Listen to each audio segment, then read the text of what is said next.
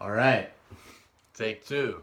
Because my phone kind of ran out of memory halfway in the middle of trying to film this earlier. So, let me restart. I'm in the laundry room. I just got home off the bus. And at the bus stop, actually, I had a peculiar encounter with this man. I know his name. I'm not going to say his name. Let's just, hypothetical reasons, call him Ben. But basically, Ben, I get to the bus stop and he immediately starts the conversation. You going on the bus? Well, yeah, I talk to strangers a lot, so I didn't really seem it to be too odd. And he was just wondering if the next one was going to be going to Eugene or going to Albany so he could go to Eugene. Just kind of strike the conversation up a little bit like that. I gave him the bus schedule, helped him out a little bit because he was just sitting there waiting there. He had no idea when it was actually going to be coming. He'd just been told the bus was going to be there. And then, once you kind of get that scheduling small talk out the way, he starts off the conversation. Yeah, I just got out of jail last night. And then he starts talking some more. And he says the first thing he did was try to call his wife. Because he's got kids, he's got a car, he's got a home. He lives in Eugene, which we were in Lebanon, and that's about a 30, 45 minutes away. So obviously he wasn't where he's normally at. And he called her phone. It went straight to voicemail. And he immediately knew because apparently him and her had gotten into the same kind of legal trouble. And he found out through acquaintances and friends that she had been arrested actually the day before he had got out. And like I said, this man has kids. He's got a car. He's got a home. He's got a lot of things to worry about. And that was all he was worried about, was just, he said, I don't know where the hell my son is. He's 20 years old. This man's about 40 years old, just giving a little perspective on everything about him. And he was just kind of lost, very lost. He started telling me how in his early 20s, pretty similar situation to myself actually. He was saying he was grinding hard, all his friends were partying, he wasn't going out and partying with them. He was more dedicated to his focus, to his goal of, he was in HVAC, which is a type of maintenance. I'm not really going to go into details about it, but he was telling me that basically in 2012, those 20 teens, he was making 175K a year, easily, and through a combination of drug addiction, I'm not going to say it's drugs because like I said, it's none of your business, it's his business, and if he wants to tell you, he can tell you, but there was some drugs involved, there was some gambling, lost some money, and when drug addiction and gambling kind of go together, a lot of money goes downhill, and you just end up losing a lot of what you worked so hard to get. And this man, Ben, I think is what I named him, he's very, very lost. He just kind of had no idea what to do. When he was in prison, he thought he was going to be getting about 9 years.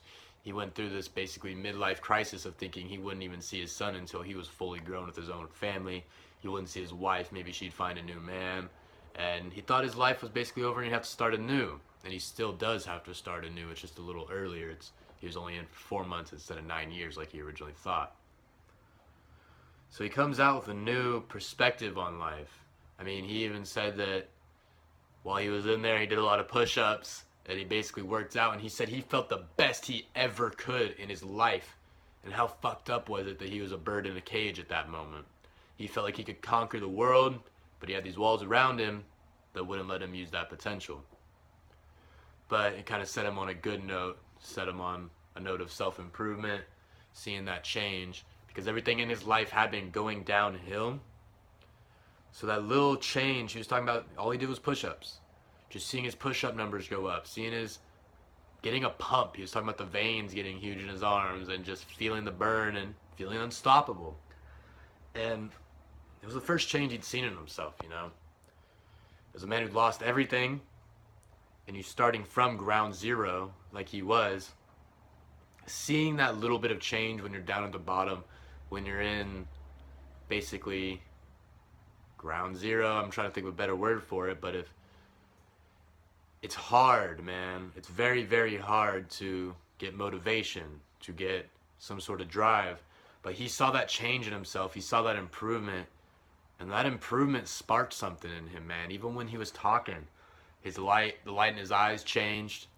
He knew, man, that he could do some things. He could change himself. He could improve himself. It's just he'd only been working on the physical aspect, or thinking of working on the physical aspect rather than the mental. But he had been working on himself mentally. It's just a little more behind the scenes.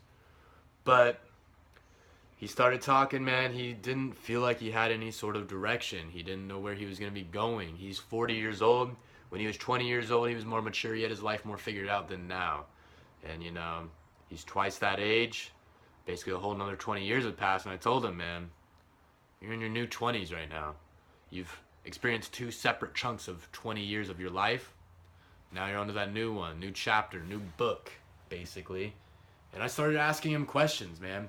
And that's the big thing in this, is basically asking questions to people that maybe they don't want to answer, or maybe they've been waiting for someone to ask. And so, because they have been storing that answer in their brain, because they've been asking themselves that question, they just haven't actually had a chance to say it out loud, make it concrete, and make it something out of their brain and real in reality. So I started asking him, man. I said, where the hell are you going? I didn't say hell. I just said, where are you going, man? What's the next step? What are you trying to do? He started outlining his plan, man. He had been thinking. He wanted to get back into HVAC, be an independent contractor, everything like that. And, you know, he's just getting those baby steps. And then I started asking, man, I said, what drugs were you on, man? He started telling me all of them. He started spilling those beans. I started saying, what were you doing when you were there?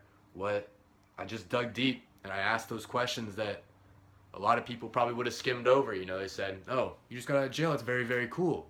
You're on a road to improvement. Very good. I'm going to go catch my bus. This was a good conversation. But no, I asked those deep questions. I asked those questions he'd been asking himself, but made it so he had to say it out loud. And that's kind of a thing that you need to be doing more. And it's stupid that it's so easy to ask those questions to a stranger, but how hard it is to ask those questions towards our friends, towards our family members, peers, work, co-workers is what I meant to say. I mean, this guy I'd never met in my life, but I basically dug him apart, ripped him up his psychology, or his I psychoanalyzed him in about 15 to 20 minutes just waiting for the bus, and got his whole life story. And there's people who are my friends who I don't even know what the hell's been going on in their life. I don't know their history, I don't know nothing. Because I haven't been asking those questions. I haven't been involving myself in their life. You get so into your grind, your questions, and everything of those likes that you forget that sometimes your words and you just simply being interested, genuinely interested in someone else's life enough to ask those questions changes their day so much, changes their way of thinking, changes the direction they're going to be going so much. Afterwards, man, he was almost crying when he was talking to me, and we didn't even know each other's names till after the conversation. We were complete strangers. And he told me, man, he said, this was a very enlightening talk, man. You asked those questions that no one else really had. Everyone kind of pussyfoots around those tender areas, and when you pussyfoot around them, they don't get addressed. They just stay there with the caution tape around it, and no one ever addressing it, which is what needs to be happening. And it just kind of got him to vocalize what he'd been thinking about for so long. And that's really what you need to be doing, man. Stop being so wrapped up in your own world and start asking those questions to your friends, trying to get them to go in the right direction. Try and be genuinely interested in their well-being, because if you do it, they'll do it right on back to you, and you will have people just as interested in your life, your grind, your struggles, and they'll be there to help you. That's all I gotta say, man. Be genuine. Talk to people at the bus stop. Set your watch to be 5 minutes early like mine was, because I would have never even seen him or even probably communicated with him if my watch wasn't 5 minutes early and I got to the bus stop earlier than I should have. So ask those questions and always arrive early. Bye.